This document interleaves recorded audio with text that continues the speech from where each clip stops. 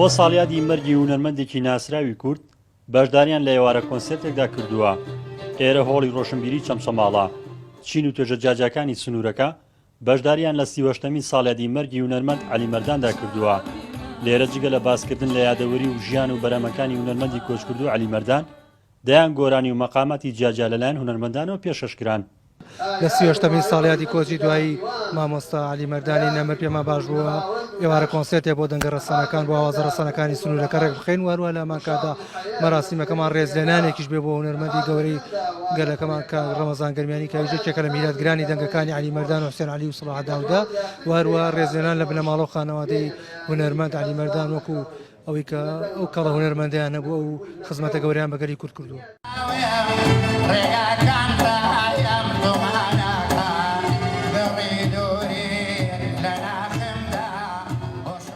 ماڵەوە وەکو عودی ئەژەن زاید لە ماڵەوە عودی بەکار ئەهێنا نەختە لەگەڵ خۆی نییە بەعزە تشتی ئەوت خۆش بوو باوکو یعنی ئینسانی عیسامی بوو باوکو حەزی لە میوان بوو زۆر و ئێمە چووکە لە وەغا ژیاوم میوان کورد کە هاتی ترتەواو یعنی کە ئێمە کە دراوسێن ئایانوت تەکیەت عەلی مەردان یعنی وەکو تەکیە بوو کە ماڵ باوکو ماڵێ کورد بوون لە مەنتەقەکە.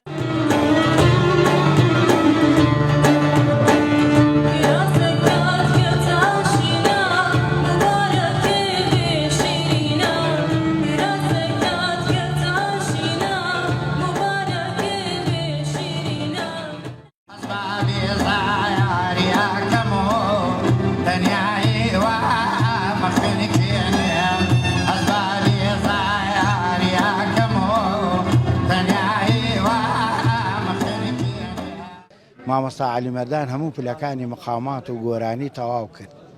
شتێ نەمایەوە، فەراغەیەک نییە، گۆشەیەک نییە کە ئێمە قسەی لەگەڵا بکەین چونکم ئەتوانم بڵێم وەکو لە مقاماتە لە مقاماتی پەیژەیە توانی بیپێکێت وە گۆشەکانی مقام و هەموو مقامەکانی بە جوانی ئەدا کردووە.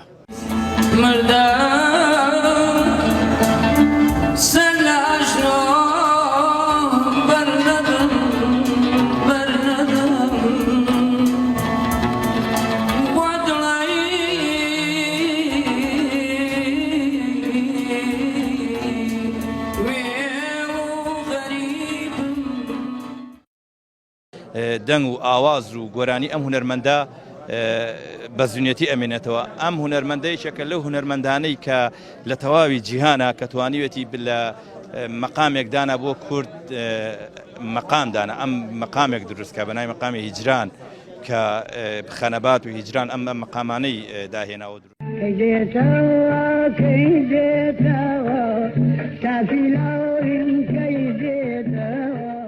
عەلی عەبدولقادر مەردان ناوی تەواوی عەلی مەردان بووە. لە ساڵی 1904 لە شاری کەرکوک لەدایک بوو جگە لە مەقاماتی کوردی شارەزای باشی لە مەقاماتی فارسی و عەرەبیدا بوو خاوەنی سەدان گۆرانی و مەقاماتی کوردی تۆمار کراوە.